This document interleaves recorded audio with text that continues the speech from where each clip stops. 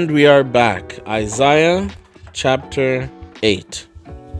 Then God told me, get a big sheet of paper and write in indelible ink. This belongs to Maher Shalal Hashbaz, which means spoil, speeds, plunder, hurries. I got two honest men, Uriah the priest and Zechariah, son of Jeberechiah. Why is that name throwing me off? Jeberechiah. To witness the document. Then I went home to my wife, the prophetess. She conceived and gave birth to a son. God told me, name him Maher Shalal Hashbaz. Before that baby says daddy or mama, the king of Assyria will have plundered the wealth of Damascus and the riches of Samaria. God told... I read that part already. God spoke to me again, saying, because this people has turned its back on the gently flowing stream of Shiloah, and gotten all excited over Rezin and the son of Remaliah, I'm stepping in and facing them with the wild floodwaters of the Euphrates. The king of Assyria and all his fanfare, a river in flood, bursting its banks, pouring into Judah, sweeping everything before it. Water up to your necks, a huge wingspan of a raging river. O Emmanuel, spreading across your land. But face the facts, all you oppressors, and then wring your hands. Listen, all of you, far and near, prepare for the worst and wring your hands. Yes, prepare for the worst and wring your hands. Plan and plot all you want, nothing will come of it. All your talk is mere talk, empty words, because when all is said and done, the last word is Emmanuel, God with us. God spoke strongly to me, grabbed me with both hands, and warned me not to go along with this people, he said. Don't be like this people, always afraid somebody is plotting against them. Don't fear what they fear. Don't take on their worries. If you're going to worry, worry about the holy. Fear God of the angel armies. The holy can be either a hiding place or a boulder blocking your way. The rock standing in the willful way of both houses of Israel. A barbed wire fence preventing trespass to the citizens of Jerusalem. Many of them are going to run into that rock and get their bones broken, get tangled up in that barbed wire and not get free of it. Gather up the testimony, preserve the teaching for my followers, while I wait for God as long as he remains in hiding. While I wait and hope for him, I stand my ground and hope. I and the children God gave me as signs to Israel. Warning signs and hope signs from God of the angel armies, who makes his home in Mount Zion. When people tell you, try out the fortune tellers, consult the spiritualists, why not tap into the spirit world, get in touch with the dead, tell them no, we're going to study the scriptures. People who try the other ways get nowhere, a dead end. Frustrated and famished, they try one thing after another. When nothing works out, they get angry, cursing first this God, then that one, looking this way and that, up, down, and sideways, and seeing nothing, a blank wall, an empty hole. They end up in the dark with nothing. Isaiah chapter 9. But there'll be no darkness for those who were in trouble. Earlier, he did bring the lands of Zebulun and Naphtali into disrepute. But the time is coming when he'll make that whole area glorious. The road along the sea, the country past the Jordan, international Galilee. The people who walked in darkness have seen a great light. For those who lived in a land of deep shadows, light, sunbursts of light. You repopulated the nation. You expanded its joy. Oh, they're so glad in your presence. Festival joy. The joy of a great celebration, sharing rich gifts and warm greetings. The abuse of oppressors and cruelty of tyrants, all their whips and clubs and curses is gone, done away with. A deliverance as surprising and sudden as Gideon's old victory over Midian.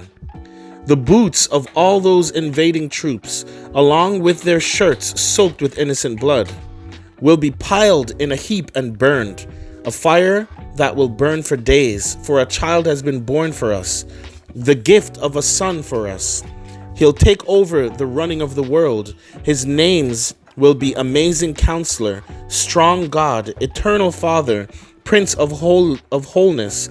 His ruling authority will grow, and there will be no limits to the wholeness he brings. He'll rule from the historic David throne over that promised kingdom. He'll put that kingdom on a firm footing and keep it going, with fair dealing and right living, beginning now and lasting always. The zeal of God of the angel armies will do all this. The Master sent a message against Jacob. It landed right on Israel's doorstep. All the people soon heard the message. Ephraim and the citizens of Samaria, but they were a proud and arrogant bunch. They dismissed the message, saying, "Things aren't that bad. We can handle anything that comes. If our buildings are knocked down, we'll rebuild them bigger and finer. If our forests are cut down, we'll replant them with finer trees." So God, incited their adversaries against them, stirred up their enemies to attack. From the east, Arameans, from the west, Philistines. They made hash of Israel, but even after that, he was still angry. His fist still raised, ready to hit them again. But the people paid no mind to him who hit them, didn't seek God of the angel armies. So God hacked off Israel's head and tail, palm branch and reed, both on the same day. The big-headed elders were the head, the lying prophets were the tail. Those who were supposed to lead this people led them down blind alleys, and those who followed the leaders ended up lost and confused. That's why the Master lost interest in the young men, had no feeling for their orphans and widows. All of them were godless and evil, talking filth and folly. And even after that, he was still angry, his fist still raised, ready to hit them again. Their wicked lives raged like an out-of-control fire, the kind that burns everything in its path, trees and bushes, weeds and grasses, filling the skies with smoke. God of the angel armies answered fire with fire, set the whole country on fire, turned the people into consuming fires, consuming one another in their lusts, appetites, insatiable, stuffing and gorging themselves left and right with people and things. But still they starved. Not even their children were safe from their greedy hunger. Manasseh ate Ephraim, and Ephraim Manasseh, and then the two ganged up against Judah. And after that, he was still angry, his fist still raised, ready to hit them again. Isaiah chapter 10. Doom to you who legislate evil, who make laws that make victims, laws that make misery for the poor, that rob my destitute people of dignity, exploiting defenseless widows, taking advantage of homeless children. What will you have to say on Judgment Day? When doomsday arrives out of the blue, who will you get to help you? What good will your money do you? A sorry sight you'll be then, huddled with the prisoners, or just some corpses stacked in the street. Even after all this, God is still angry, his fist still raised, ready to hit them again. Doom to Assyria, weapon of my anger. My wrath is a club in his hands. I send him against a godless nation, against the people I'm angry with. I command him to strip them clean, rob them blind, and then push their faces in the mud and leave them. But Assyria has another agenda. He has something else in mind. He's out to destroy utterly, to stamp out as many nations as he can. Assyria says, aren't my commanders all kings? Can't they do whatever they like? Didn't I destroy Calno, as well as Carchemish, Hamath, as well as Arpad? Level Samaria as I did Damascus? I've eliminated kingdoms full of gods, far more impressive than anything in Jerusalem and Samaria.